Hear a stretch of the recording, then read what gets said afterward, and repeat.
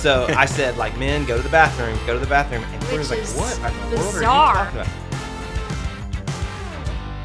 Hello and welcome to Between the Sundays. And so thankful that you're tuned in or you're listening on whatever podcast channel that you choose to use or on our YouTube channel for Generations Church.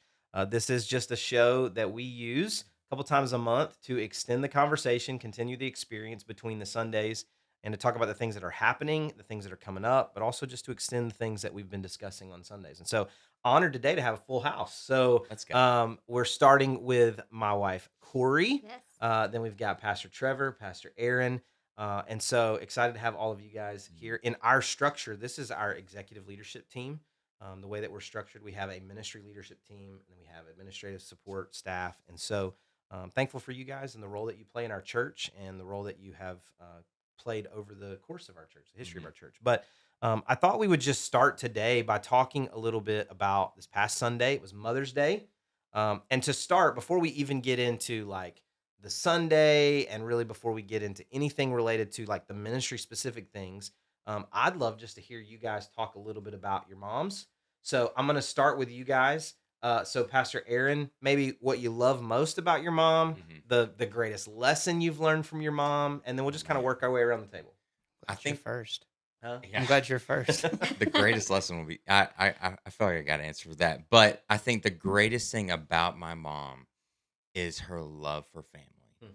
And I think the greatest lesson that kind of ties into that as well is that she prioritizes her family above any work thing or any task or any desire. Like she goes above and beyond to prioritize her family each and every day. Yeah. And which is now phenomenal for me with Sure. Yeah. 3 kids of like I can call her on a whim and she'll come watch our kids. Like Yeah.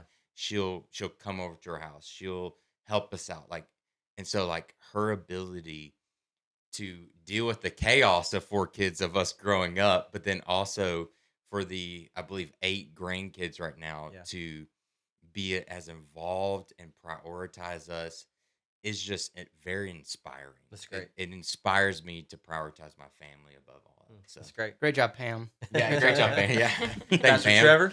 I think probably the greatest thing that I've learned from my mom, thing I appreciate the most, is she just taught me how to be a hard worker. That's good. She's always working, always doing something. Mhm. And just, growing up, she was always keeping the house organized and working outside of the house and just managed it all really well. And so she just kind of taught me how to be a really hard worker. And I think the lesson that kind of comes out of that is, never really be complacent with where you're at.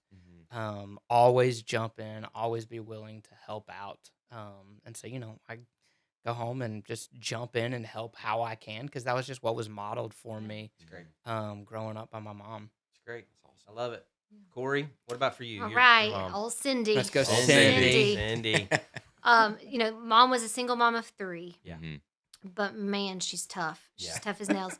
But I think the greatest lesson, or what she taught, is that she's a woman of prayer. She taught me how to pray That's good. and how to trust God. I mean, for provision, everything. Yeah. And so I think, there are multiple times I'd wake up in the middle of the night and hear Mom in our little laundry room, half bath, praying. So I think she taught me how to pray, which That's I'm great. thankful for. And she still does that. She she'll still she'll does. call us. She texted me a few days ago and she was like, "Are you praying for anything big right now?" And I was like, "I am." She was like, "Well, I'm joining you right now." While she was mowing her She lawn. was mowing her yard, Yeah. And That's I she called said, her- "My neighbors are gonna think I'm crazy. I'm having church out here. Yeah. I'm mowing the grass." Walking through something yesterday, I called her and said it's not the biggest thing in the world, but it's important to us. And so she went home and got on her knees. Yeah, So- that's fantastic. Taught me I think for more prayer. me, my mom, she modeled a lot of different things. Many of the things you guys have already shared. She prioritized family.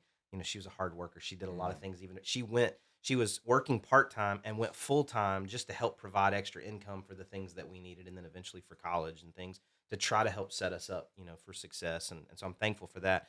And my mom was a powerful praying She woman. was. So all of those I identify with for sure. But I also think that the thing that I probably admire the most about my mom is she had a way of affirming like to the soul of who you are. Yeah. Mhm. Like It was different than a compliment. it was different than a compliment. That's cool. She wouldn't just say like, "Oh, you did a good job." Mhm. Yeah. Like she would man, you are a fantastic cook, or you have an ability to do this, or like I used to call her when I was a youth pastor, and we'd be driving home on Wednesday nights, and when we worked in another city, down in Mobile, there was a Crystals on the way home between the church and our house. And You we never stopped, ate there. we stopped and got Crystals every Wednesday night. Every Wednesday, 3 chili cheese puffs, Three chili baby. cheese puffs, about 9:30 at night, 10 o'clock. That's rough. It was fantastic. We were younger then. Oh, gosh. But we would get That's we'd the stop at hardest Crystals. Heartburn But- thinking about it. Yeah. But I we would drive down that same road, and we would stop at that Crystals, and after we stopped at Crystals, I would call my mom and dad, Yeah. and my mom would be like, "How did youth go tonight?" or "What did you preach on?"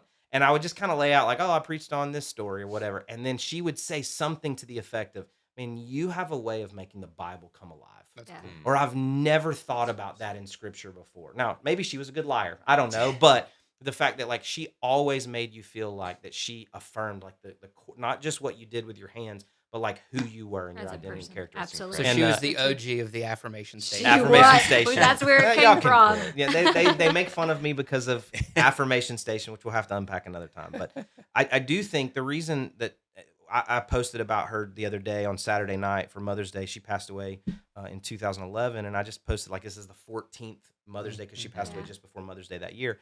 14th Mother's Day without her. And what was so amazing is so many of the comments, because I commented about how she did have that ability to affirm you. And so many people were like, she did that for me too. That's She awesome. did that for me too. And so like, I do think for my mom, it was just this idea, like she could see the best in people. Yeah. She could see the potential in people. And man, I'm so thankful for that. Yes. So, and you are the mother of our 4 children, Yes. and you are all of these things. You prioritize Yeah, I family. don't You know about fight that. for family. And you told a funny story Sunday, which maybe we need to get to in a minute. But you're a hard worker. Like the things that you balance and all the things you're able to juggle and do well in our home and in ministry and in our lives. You're a praying one. When you prayed Sunday, and your mom texted me and said, "Man, she can pray." You Yeah. know? And it's I like don't know how fiery. you become a good prayer. Well, like by I don't know. I think it's all osmosis, just but- talking to God. But I do all of the you affirm people and you help see the best in people. But I just think for you, like one of the things that I love about you and I get to speak together a couple times a year, whether it's here at Generations Church or traveling together. You really do have a way of just helping the Bible come alive to people. I just used That's that right. phrase a minute ago. But you started, especially our second and third services Sunday, you started just by going to the book of Matthew Mhm. and just kind of taking this passage of scripture. Yeah. Are you tired? Are you worn out? Are you burned out on religion? Like, come to me, walk with me, work with me, watch how I do it. Like this unforced rhythms of grace.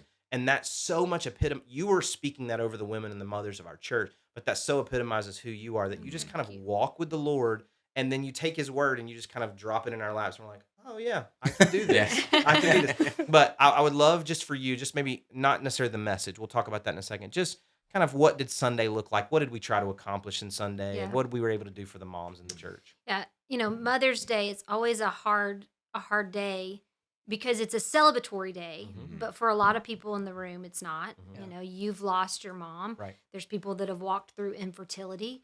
Mhm. People that are trying to have babies and haven't been able to conceive yet, people that have had miscarriages. I mean, it's just surrounded with so much emotion. Right. But we also have moms that we love and want to celebrate. So trying to find the tension between meeting people where they're at, Yeah.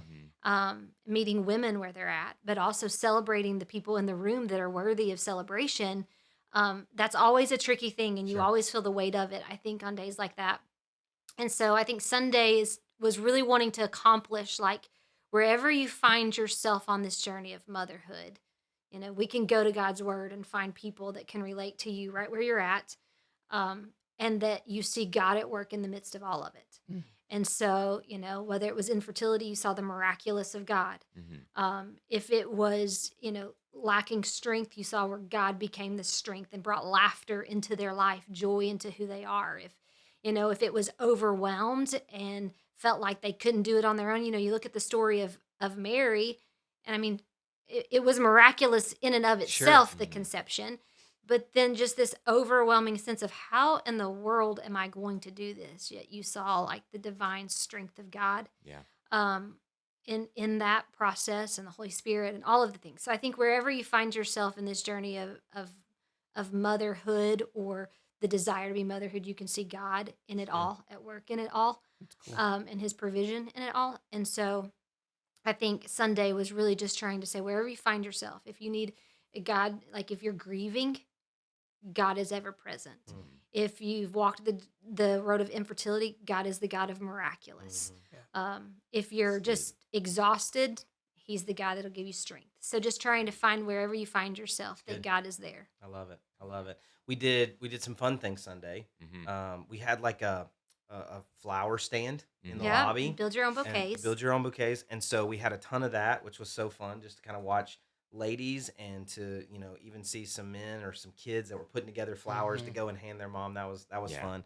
Can I give away our secret about the bathroom? Can I do that? Yeah. I got Please. asked so Yeah. many times. So I the said highest Sunday- topic I of was the so I conversation. had no Yeah. idea. I said a didn't number- have a clue. It I said a came in number of clutch. times. So I said, like, men, go to the bathroom, And Corey was Which like, is what in the world are you bizarre. talking about? But what we did, ladies don't listen, moms don't listen. But what we did is just in case there were some guys that had forgotten a Mother's Day card in the men's restroom, there were some Mother's Day cards that you could just pick up for free, fill it out, sign So it. sweet. I actually saw some guy. There was a line after Yeah. the 9:30 service. Someone was like, we've turned the For men's first time restroom into the ever. women's restroom. Yeah, for the right first now. time ever, there was Yeah. a line going to the men's restroom. No one needed to go to the bathroom. Nobody. The That's stalls were incredible, They're just empty. guys. hanging out. There was a line in front of the table because guys were literally like filling it out. Love you, mom, signing their Yeah. name, whatever. I saw But the policeman riding on The the subway. police officer Yeah. that helps us with Amazing. traffic went in there and got Yeah. a card. But yeah, just serving That's the guys. of our church. incredible. Good But we idea, try to do some guys. fun things there. But we also dedicated a ton of kids Oh, Sunday, yeah. which was so so fun.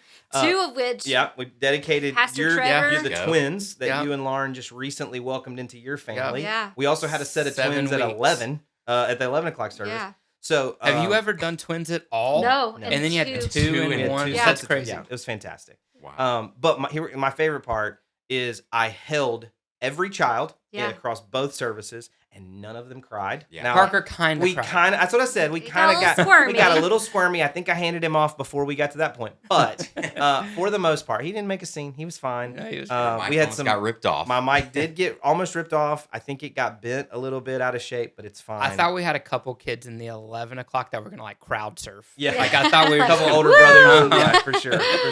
That's the But greatest part. I do love that. I mean, obviously, we draw our church name, Generations Church, from Absolutely. Deuteronomy 6, Mm. and we believe in generational faith. Absolutely. And I know some people, they're a lot like me, maybe even some of you guys, where there's grandparents or great grandparents that were rooted in faith, and they prayed prayers that we're the answer to those prayers, or realizing the answer to those prayers in our lives now. But some people, they're first generation of faith people, and they are charting a course. They're putting a stake in the ground to say, like Joshua, I think it's 24. Like, as for me and my house, like, we will serve the Lord. Yeah. And for the first time in the history of their family, they're declaring our family is going to be a family of God. That's Yeah. good. And so I'm thankful for that. And there's a mixture of those things in what we saw Sunday, but just the picture of dedication.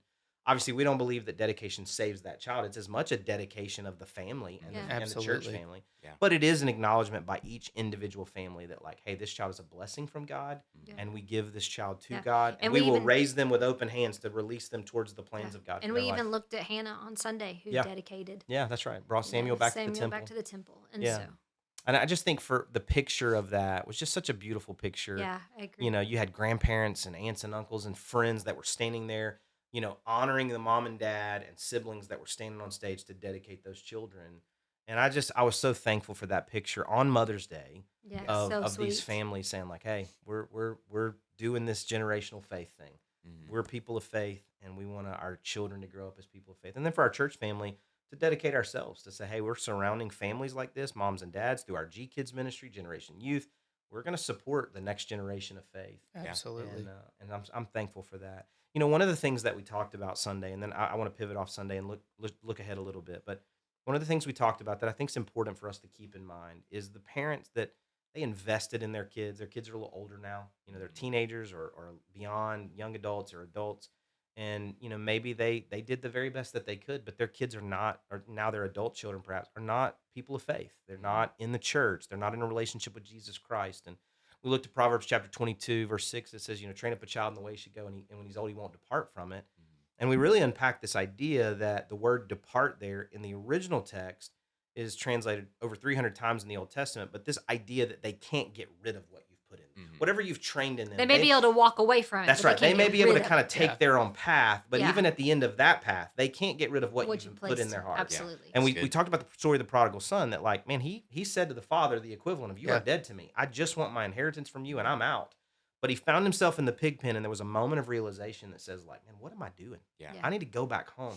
And what we're praying for prodigal sons and daughters, for moms and dads that are believing with, we're believing with them, is that whatever they've invested into That's that right. child, or maybe they weren't people of faith themselves when they were raising their kids, and now they don't even know how to circle back. That God has brought some people. The Apostle Paul talks about some water, some plant a seed, some water, but some reap the harvest. Like that, there's somebody along their path that's right. planted a seed or watered that seed or invested in them or That's good. spoken life into them. Yep. That, man, there will be a day at some point in their life where they come to that realization that says, like, I am going back to my father's house. Yeah.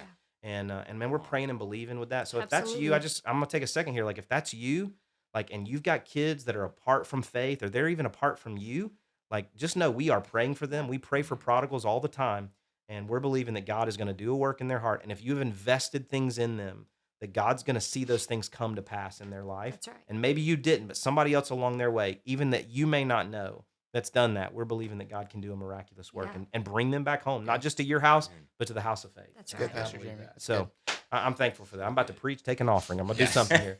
So let's pivot towards this coming Sunday. We've got speaking of generations, we've got Generation Youth Takeover Day. Give me the kind of 30-second, vision for why we do what we're doing Sunday. Yeah, we really want to invest in the next generation. We're a church for all generations, and we want to allow the next generation to use their gifts, their talents, their abilities to be a part of what we're doing, not just on a Sunday night at Generation Youth, but on a Sunday morning, on the That's good. worship team, on the production team, on the guest services team. You're going to see students greeting people and welcoming you. Yeah. They're going to be full of excitement. Yeah. Maybe they'll join the guest services team long term. But they serve in kids' classrooms upstairs. And so it's really letting the next generation use their talents, use their abilities, use what God has put in great. them and on a Sunday morning, Yeah. and for people to see it and be blessed by it. great. It's so inspiring every time we do this. Pastor Carson will preach and that's a normal every year, but to see the different youth that Yeah. are younger, that are stepping up and That's using their God-given gifts to lead worship and to lead in production, to lead and greet people. Yeah. So very exciting. We also get to celebrate our graduates. Yeah. So our high it's a school, big deal. college, postmasters never made it to that. Post college never made it there. Did you make it there? No. I'm glad. That's why my mouth was shut. I wasn't Yeah. saying anything. But just to celebrate them Yeah. and to affirm them, to bless them, to pray over them as they Great. send off into Yeah. their next step. So it's a fantastic day. It's gonna a be a good day. fun day, Yeah. high energy day. But we're super excited for this. Well, and I Sunday. think the cool thing about it is, and I think you may have said this or alluded to it, and we've talked about it, we've got students serving every Sunday. Mhm. I mean, in our Yeah. worship team, production team, kids ministry, even some guest services roles. and Yeah. things. Yep. They serve in a variety of ways, and I'm thankful for that. And man, our older generations, they love to serve with our Love younger it. generations, the next generation. But it is a single day on the calendar specifically where we highlight them in the things that they do, and so that's going to be really, really fun. The other thing that we're doing this Sunday is we're launching, at least exposing people to our summer cookout groups. Let's go. So talk to us a little bit, the vision behind that, what they're going to hear, what they're going to experience. Yeah, that so kind of our summer semester of groups is really launching kind of around June 1st with Memorial Day, right in that timeline. And so we have some groups that are just our regular groups that are continuing through the summer. Yeah. But we also are launching this year what we're calling summer cookout groups, Yeah. where we've got about 20 of these summer cookout good. groups that it's just people that are saying, hey, I'm going to have 2 cookouts at my house, one in June, one in July, and they've picked the dates, and then it's just going to be an opportunity for people to get together and just do community. Coming out of Easter, one of the biggest responses we got on the Easter response card was people just looking for community. Right. And so this is an opportunity for us to just, in a really easy, non-awkward, love it. that's over-spiritualized, and I love the spiritual aspect of Yeah. groups, but like this is just, let's do life together. It's great. We believe that life together is better. And Yeah. so like we really want to create opportunities over the summer that you're going to be gone a lot of weeks on vacations and things like that.